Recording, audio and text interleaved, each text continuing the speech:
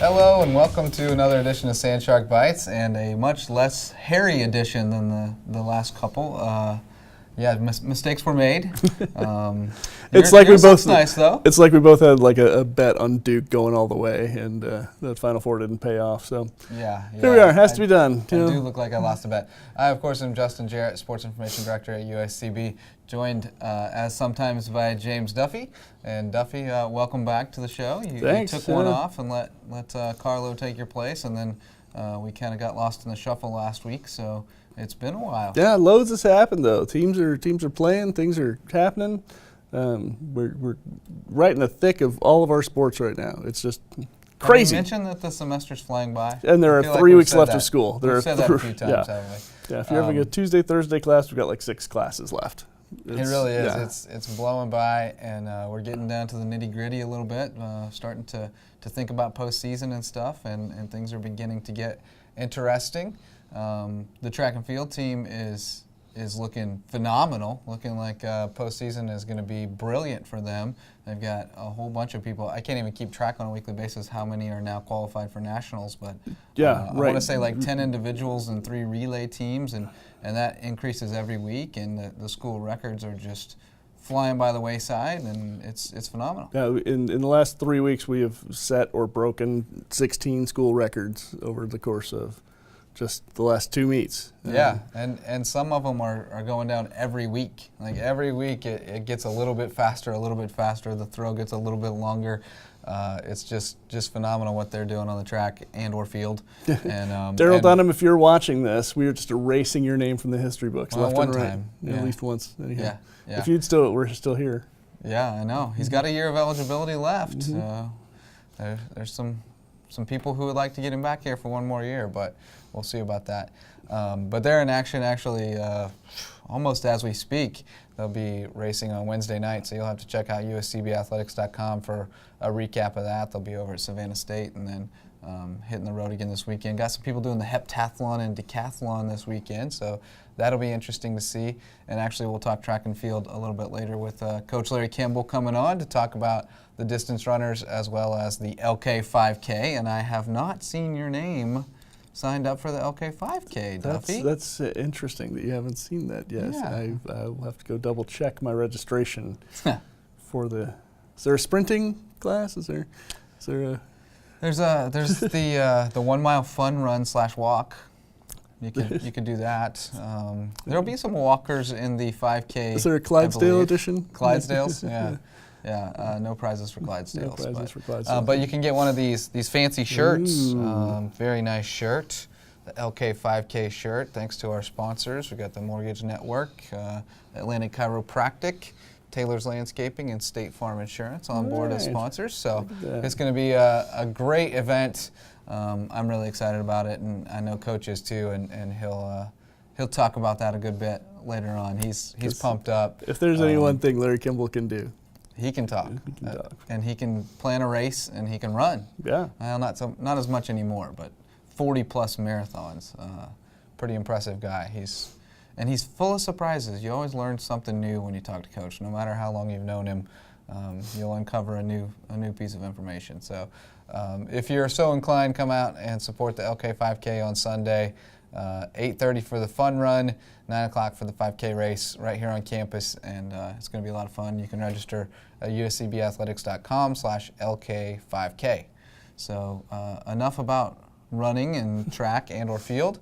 How about the Diamond? The Diamond has been a fun place to be. We've had some ups and downs, but overall, both teams are over 20 wins already this season, and right in the thick of things to get into the conference tournaments and try to make some noise in the postseason. So. Yeah, the softball team is right in the stretch of a whole bunch of conference games. They won 2 yesterday versus, excuse me. Yesterday they played. They went to Coastal Georgia yesterday, and got a nice sweep to get on track after a frustrating weekend. They had a hard time with the bats this weekend, but back on track now. Southeastern coming into town Friday and Saturday for alumni. Family and alumni weekend, I believe. Alumni weekend, right. I'm not sure what all that entails, but I think it means that we'll see Maddie Bird and Sam Boland and all of our old favorites, hopefully. And if you're watching this at 8 o'clock on Friday night on the County Channel, you've probably already been through about 5 or 6 hours of Sandshark baseball and softball. That's true. Actually, we'll have 2 games on the County Channel on Friday, weather permitting. They'll have the first game of the baseball series against Ave Maria, which is now scheduled for a noon start, tentatively. Check uscbathletics.com and check us on Twitter to make sure you have the most up-to-date start time for those, because we do have some weather threatening this weekend.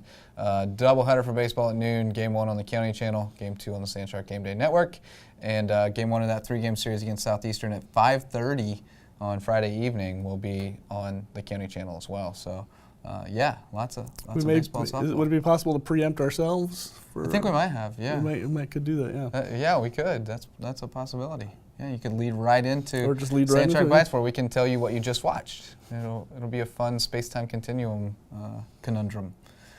It's cold out there every day. What do you think this is, Miami Beach? So yeah, it's going to be a big series for softball against Southeastern. Always is. That's a big rivalry.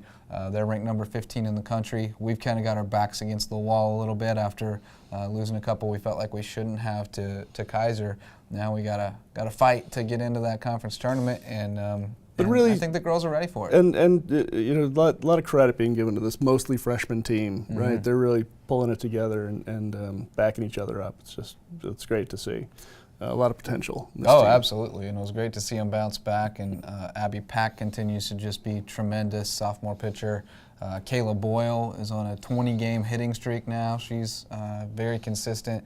Marissa Becker's been on fire lately. She's really heating up, and she's graduating. She right? is. Yeah. She's the lone senior in the day-to-day starting lineup. So. Yeah. Well, then she's going to have a wonderful senior day. A lot of attention on her. There'll be a couple others. Yeah, Kendall Jumper and Naomi Cat are the other two, I believe. So, but as far as the everyday starting lineup, Marissa's the one with all the freshmen and sophomores. Yeah, right. So she's showing that leadership, and hopefully they can shock Southeastern this weekend. And then they've also got a couple other big series coming up against Thomas and Warner, who are Warner's on top of the conference standings right now, surprisingly. So. They've been the surprise team, so it's going to be a fight to the finish, and baseball is fighting to get into that conference tournament too. They're sitting pretty good right now, 22-11 overall, I believe, and 7-5 in the conference. Ave Maria coming in here this weekend. That's a series you need to win if you want to compete for the conference championship or a top 4 seed. So they'll be ready to go, and the pitching's been outstanding. The hitting has been a little inconsistent, but man, we've seen the potential of that lineup. If we can get everybody hot at the same time again, we can make a whole lot of noise. Yeah, a lot of people stepping up to make those hits and to fill in the gaps defensively too, where we've had some real problems. But had a lot of injuries that have really affected us defensively. We had to shuffle guys around, and to the point where everybody now is taking ground balls at second base, shortstop, and third base, just trying to find the best combination and cultivate some depth there. But Tristan Triplett should be back soon. He's taking ground balls and working out again, so hopefully he'll be back in there, and that'll help out a lot. And Ashley Morris stopped by the other day. Speaking of infielders connected to Tristan Triplett, there's a good comparison there. They played at the same high school. They were both little scrawny guys when they got here, and if Tristan grows into Ashley, we'll all be very happy. He's going to have to get about a foot in elevation too, though. Ashley did that though. He hit that late growth spurt. Yeah, it was interesting, but. Yeah, it's coming around for baseball. You know, the coaching staff is still kind of putting their stamp on this team and getting them to buy into their philosophies. And the pitching, though, is really good and is going to make us interesting down the stretch. And they have a doubleheader Friday and doubleheader Friday at noon, and then a single at noon on Saturday.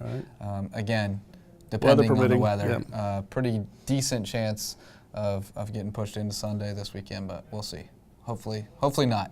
Because Sunday's LK 5K, so we don't want to be doing that. All the golf's on the road this weekend. They haven't any reports. We had a rare week without golf this week, so they're both headed down to Howey in the Hills, Florida. Howey in the Hills, Florida. For the NAIA Golf Week Invitational. That's a big one for them. It's the conference major, so they're looking forward to facing off against some really tough competition and hopefully maintaining those high rankings, because I think the women are ranked 4th in the country right now and the men 7th. So. And if you're making plans for the future, Sun Conference Championship will be at Fripp? Yeah. The men's Sun Conference Championship will be at Fripp I forget the dates off the top of my head. It's probably like graduation day and the day after. I want to say something it's like that. April 21st through 23rd or something Finals to that week. effect. It is on uscbathletics.com. You can look it up on there. So yeah, it's we're barreling toward the finish here. We're getting ready for a whole bunch of conference championships, hopefully, and a great conclusion to what's been a great spring season so far. All right. All right. That's yeah, good. That's a wrap on the current events. Speaking of current events, we got a big one coming up on Sunday, so let's talk to Coach Larry Kimball about the LK 5K and the Sandshark distance runners up next on Sandshark Bites.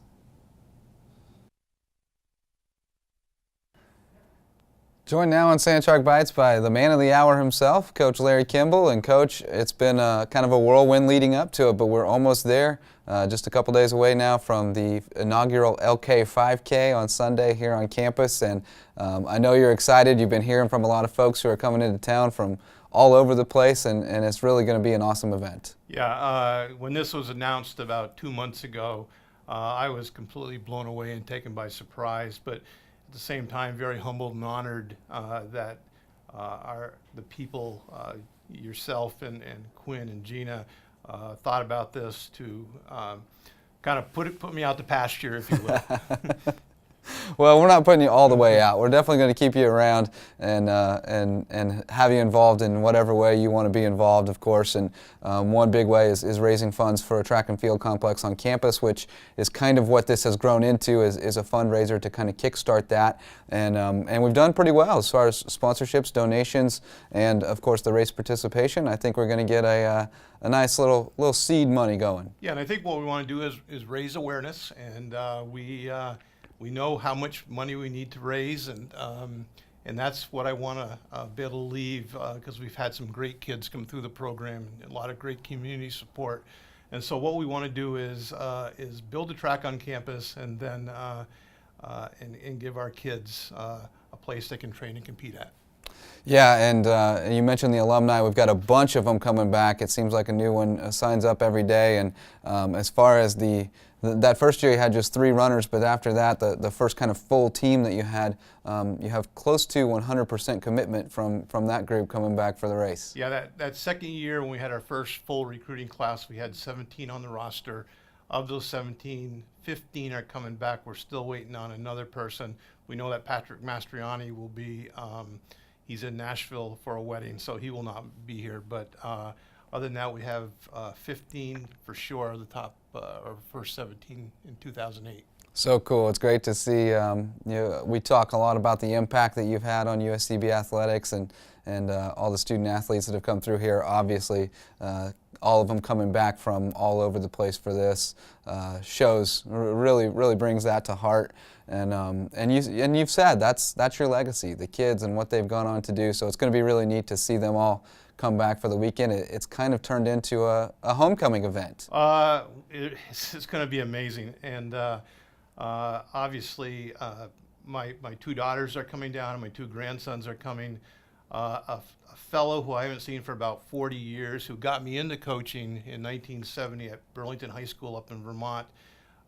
He's coming in with his stepson, who's a runner from Florida, and this is going to be amazing. His name is Dwayne Renard. So we're going to be, it's going to be a whirlwind.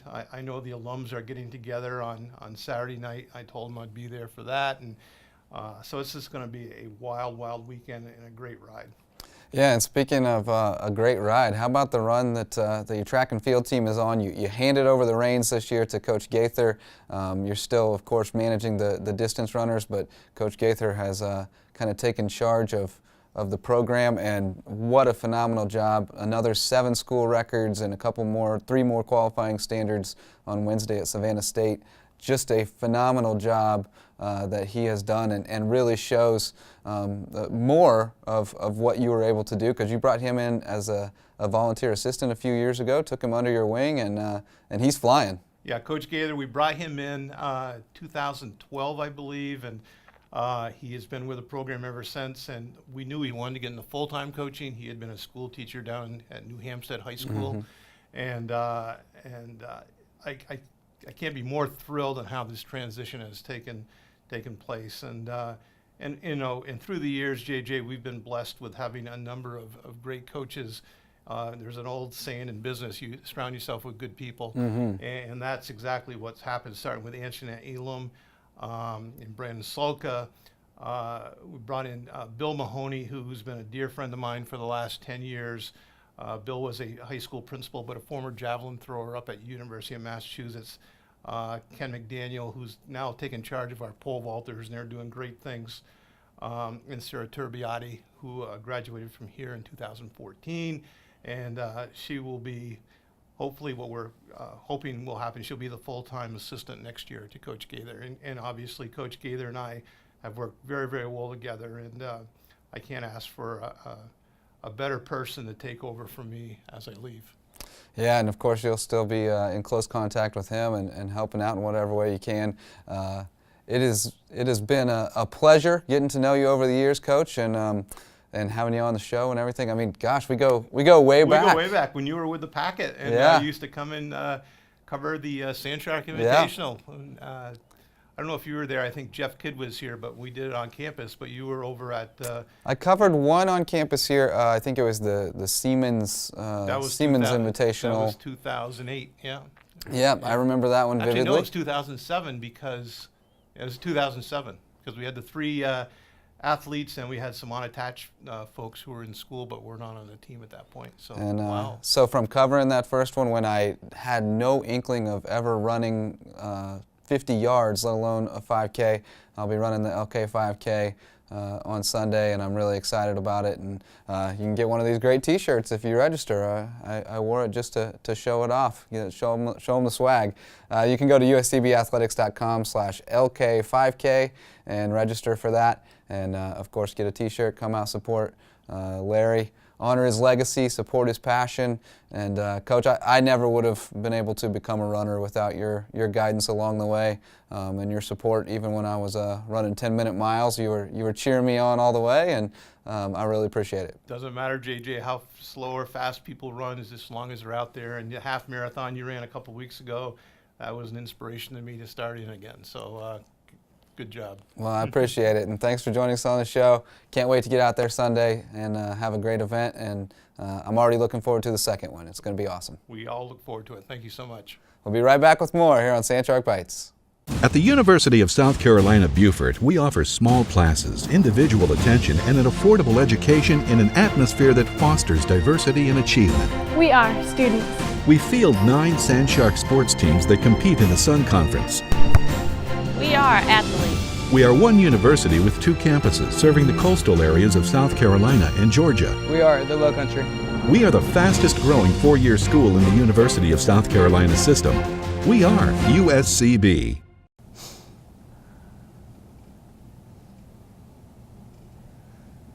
You gotta love old Larry, and hopefully some people who saw this today will want to come out and support him. Our kind of tagline for the race has been honor his legacy, support his passion. You can do both those things on Sunday by going out and supporting the race and supporting the USCB track and field team's efforts to raise funds for track and field complex here on campus. So yeah, it's going to be awesome, and Larry is phenomenal. It's going to be very different when he's not around here every day. Yeah, it really is. He's been a fixture much longer. Yeah, really from the get-go. So. Yeah. It's gonna be different, but we'll still see him around. Got to have to get in on those LK Club meetings, but well, let's keep it track and field themed. What do you say? Yeah, there's one thing left to do, and that's to select our Sandshark Bites Student Athlete of the Week, and we're gonna stick with the very heavily track and/or field themed show here this week, and we're gonna go with not Betsy Douglas, even though she was a beast.